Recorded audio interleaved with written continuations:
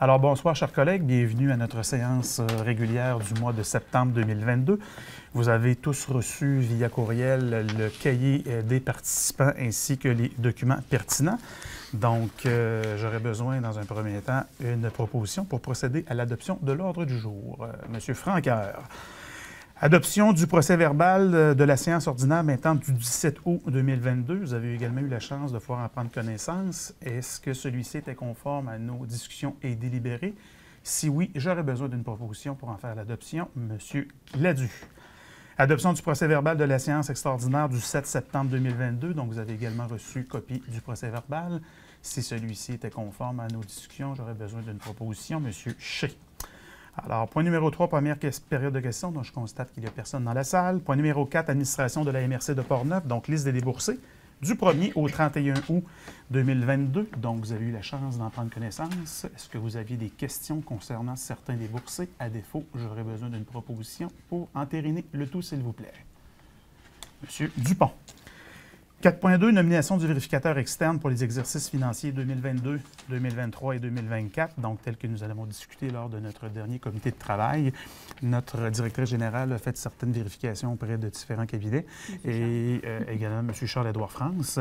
Et le cabinet, en fait, qui nous a transmis une proposition, en fait, là, la plus basse est le cabinet Bédard-Guilbeault. Donc, si le tout vous convient, nous aurions besoin d'une proposition pour entériner le tout, donc pour les états financiers 22, 23 et 24. Alors, M. Lépine en fait la proposition. 4.3, budget 2023, nomination des membres du comité des priorités. Alors, nous sommes déjà rendus à l'étape de planifier l'élaboration et l'adoption du budget 2023. À chaque année, nous constituant un comité des priorités qui est chargé d'apprécier et d'analyser l'ensemble des demandes qui nous sont présentées pour l'exercice 2023.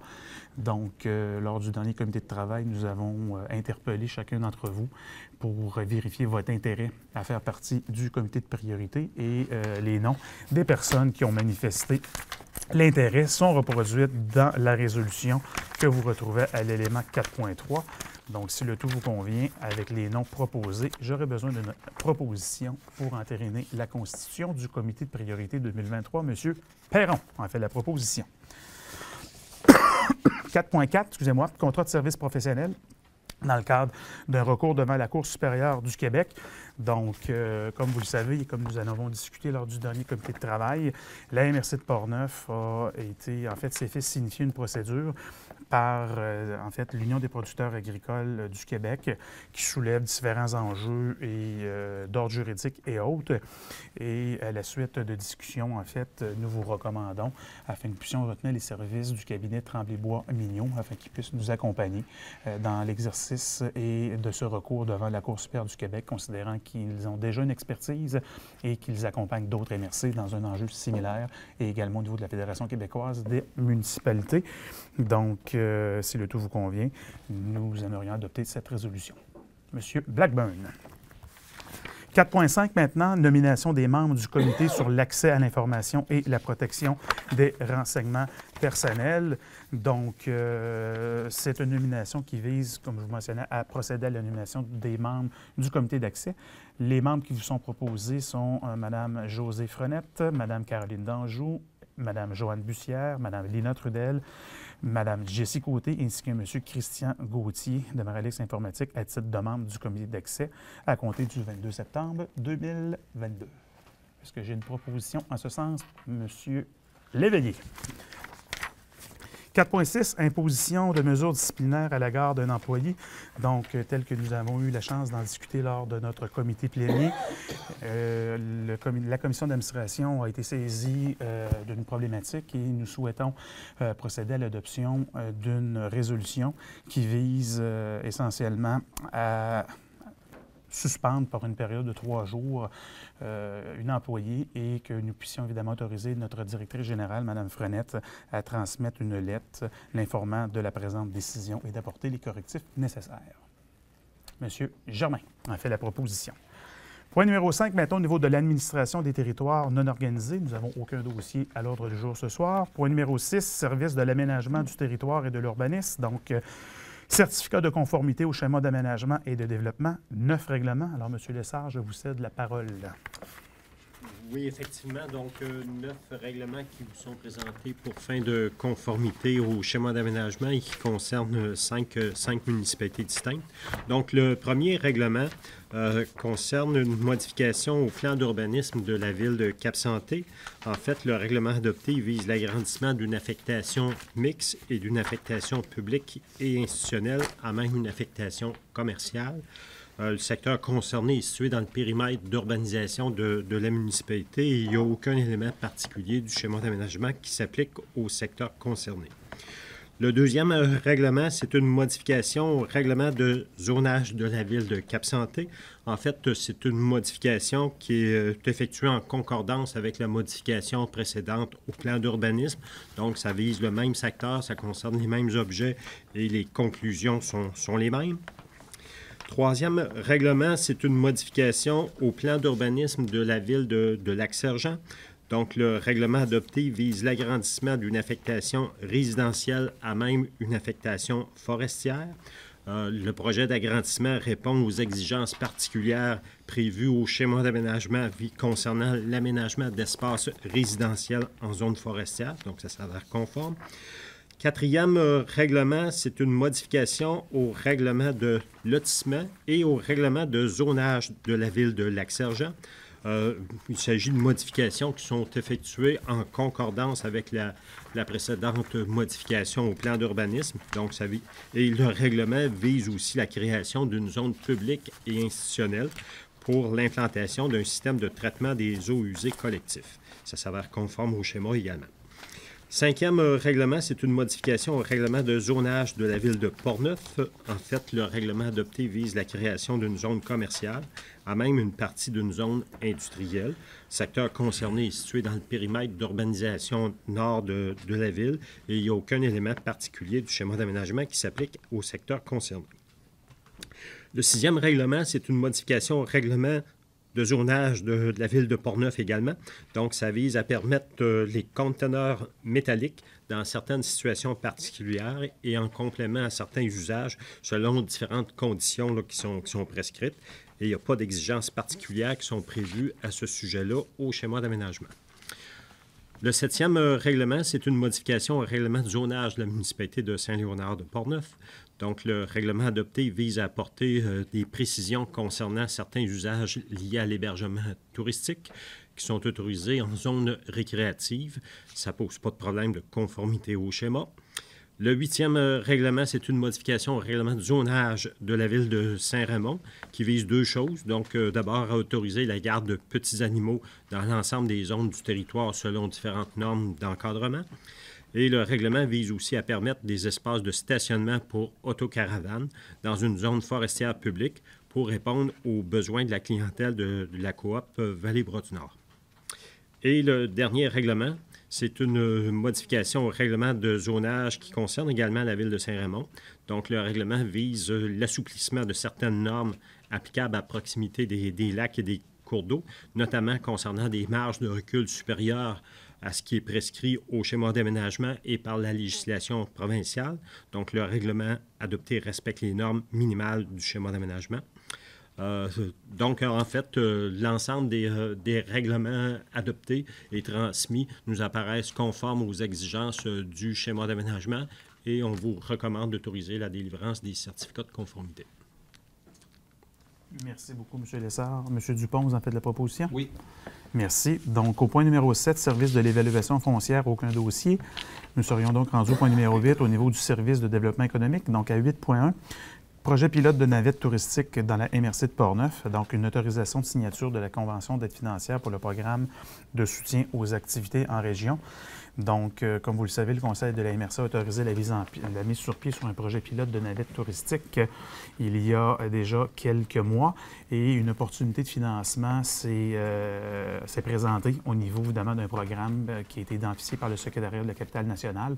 Donc, la présente résolution vise à nous autoriser à signer une convention qui nous permettrait de pouvoir profiter d'un financement additionnel. Monsieur Gladu, vous en faites la proposition. 8.2, Fonds de la région de la capitale nationale, FRCN, projet recommandé. Donc, les membres de la Commission de développement économique se sont réunis un peu plus tôt cette semaine afin de continuer l'analyse d'un dossier que nous avions déjà regardé. Donc, c'est le Centre d'expertise provinciale biomasse qui est situé à Saint-Marc-des-Carrières. Alors, l'équipe de direction du centre d'expertise était présente pour répondre aux questions qui ont été identifiées par les membres de la Commission de développement économique et essentiellement, leur projet va bon train et ils souhaitent pouvoir poursuivre et accentuer l'investissement dans différentes infrastructures afin de leur permettre d'avoir un projet intégré qui va leur permettre de se positionner de manière importante au niveau de la capitale nationale, mais également d'assurer un rayonnement de leur expertise au niveau provincial. Donc, les membres de la commission ont reçu avec grande satisfaction les éléments de précision qui ont été demandés et on vous propose et recommande d'allouer un montant additionnel de 250 000 $ pour le projet du Centre d'expertise provinciale, alors qui va faire une aide globale de 500 000 $. Une proposition en ce sens? M. Duplain, M. Delisle, M. Perron. Alors, vous avez l'emploiement du choix, Mme Frenette. 8.3, Fonds d'aide d'urgence aux petites et moyennes entreprises, pardon de prêt. Alors, comme vous le savez, la MRC de Portneuf a administré de manière importante plusieurs prêts pour des aides d'urgence aux entreprises qui ont malheureusement cessé leur opération considérant des décrets gouvernementaux. Donc, différentes modalités de pardon se sont présentées par la suite par le gouvernement. Donc, vous avez la nomenclature des différents dossiers. Alors, la résolution vise essentiellement à signer des conventions de financement qui vont permettre, évidemment, d'allouer les pardons qui sont prescrits par les autorités gouvernementales pertinentes. Monsieur Francaire, vous en faites la proposition. 8.4, Comité d'investissement commun. Donc, le comité s'est réuni pour traiter certains dossiers. Donc, vous avez deux dossiers qui font l'objet de recommandations. Donc, un montant dans le premier dossier 09 22 42 48 de 10 000 $ pour un soutien d'expansion aux entreprises. Et second dossier également de 10 000 $ pour le même type de sujet dans le dossier 09 22 31 44. Donc, des montants de 10 000 $ dans chacun des deux dossiers pour une somme globale de 20 000 $. Questions, commentaires, propositions, M. Bédard, recommandé. 8.5 maintenant, au niveau du Fonds de soutien aux projets structurants, projet recommandé. Donc, vous avez la chance de pouvoir lire et examiner les trois projets. Donc, le premier projet qui concerne un volet événement touristique présenté par la Ville de Cap-Santé concernant le marché Noël d'antan 2022. Donc, montant admissible et montant recommandé de 8 000 $. Et au niveau du volet local, la Ville de Lac-Sergent concernant l'implantation d'un terrain de tennis pickleball pour un montant admissible et recommandé de 15 000 $. Et l'Arc-en-Ciel concernant l'implantation d'une serre bioclimatique à la forêt nourricière de Saint-Raymond pour un montant admissible et recommandé de 15 000 $. M. Sauvageau, en fait, la proposition. Et 8.6, appui au Centre provincial d'expertise en énergie biomasse, alors concernant un appel d'intérêt excusez-moi, pour la création d'écosystèmes énergétiques régionaux. Alors, lors de notre présentation et de notre rencontre avec les gens du Centre d'expertise biomasse provincial, il nous a été présenté et nous avons été interpellés sur la possibilité pour le Centre d'expertise de pouvoir déposer une demande d'accompagnement et d'aide financière pour un nouveau programme qui a été mis sur pied par le gouvernement. Donc, la présente résolution vise à soutenir leur démarche afin de les permettre d'obtenir, évidemment, le soutien qu'ils souhaitent avoir pour continuer leur mission et leur poursuite de leur activité. Monsieur Perron. Donc, nous avons complété les dossiers du service de développement économique. Nous serions donc rendus au point numéro 9, qui concerne les dossiers régionaux. Donc, l'Association des plus beaux villages du Québec demande de participation financière, alors tel qu'il avait été édicté et adopté lors du dernier comité des priorités 2021. La MRC de Portneuf avait accepté de rembourser les municipalités membres des plus beaux villages du Québec de leur cotisation annuelle, considérant que leur implication dans cette association permettait d'avoir un rayonnement extraterritorial de la MRC de Portneuf. Donc, on parle d'un montant global de 8 127,75 répartis entre les villes de Neuville, Cap-Santé et Deschambault-Crozine. Madame Béargeon a fait la proposition.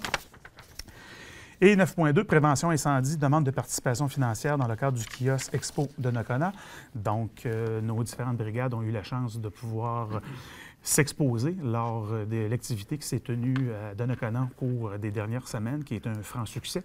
Alors, ce soir, on vise à entériner la décision que nous avions prise lors du comité de travail, donc qui vise à octroyer une aide financière forfaitaire de 1 000 pour le maintien et l'organisation de leur activité qui a eu lieu à Donnacona il y a déjà 2 semaines.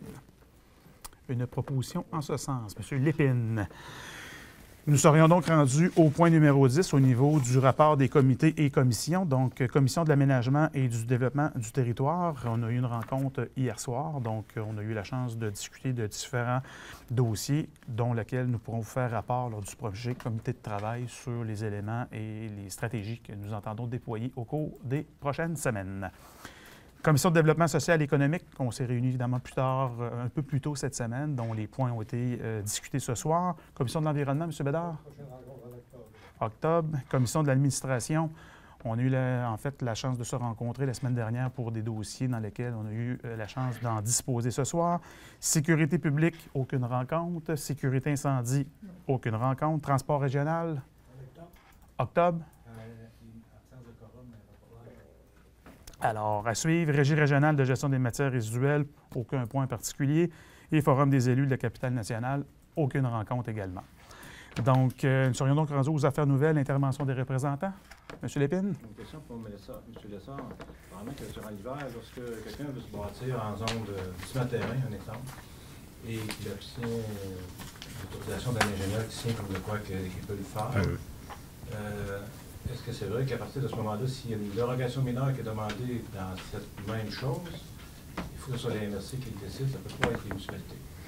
En fait, il n'y a pas de dérogation mineure qui est possible là, dans une zone à risque de glissement de terrain, à moins que la dérogation ne concerne pas du tout cet aspect-là qui pour un aspect distinct. Si, par exemple, un bâtiment est déjà permis, puis que là, c'est juste une question de hauteur, là, une dérogation mineure peut être accordée, mais il faut que la dérogation soit transmise par la MRC, et la MRC peut se prononcer là, sur la dérogation qui est accordée. Mais c'est vraiment la MRC qu'il faut qu'elle fasse. La municipalité, je pense qu'on a un rapport de hauteur à remplir pour vous transmettre à peu près, ça c'est correct. Il y a un formulaire qu'il faut qu'on vous remette. Ouais. Moi, la question est la suivante.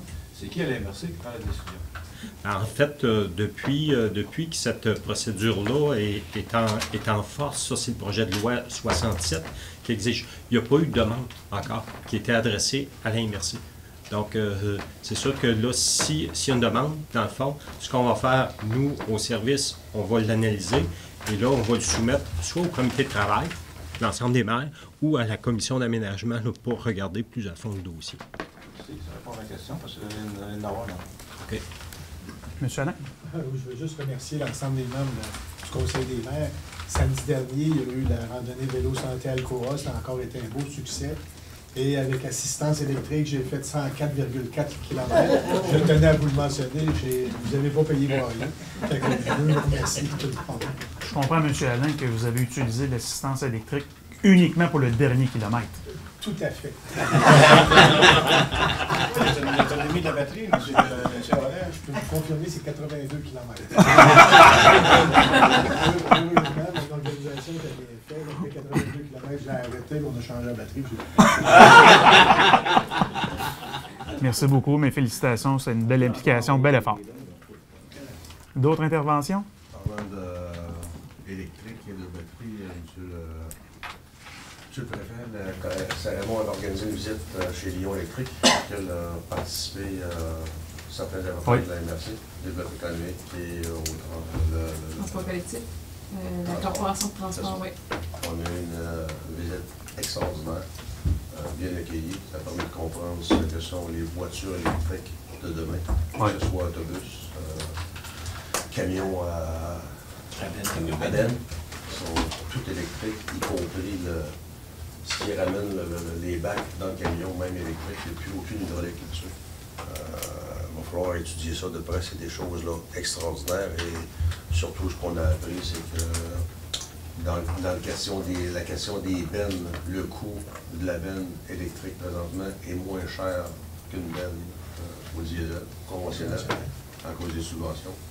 Que les autobus de transport urbain sont subventionnés pour les MRC jusqu'à 90%.